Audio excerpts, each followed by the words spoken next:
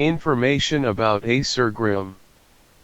Acer griseum, commonly known as the paperbark maple, is a small deciduous tree that is native to central China.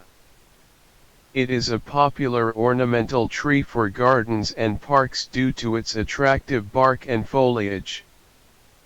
The tree typically grows to a height of 20 to 30 feet, with a spread of 15 to 25 feet.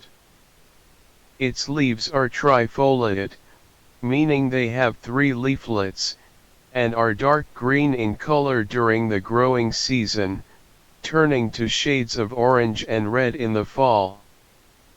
The bark of Acer griseum is a striking coppery brown color and exfoliates in thin strips to reveal the lighter bark underneath.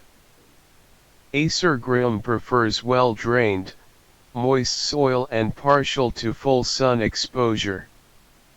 It is relatively low maintenance and can be pruned to maintain its size and shape. In addition to its ornamental value, Acer griseum also has some practical uses.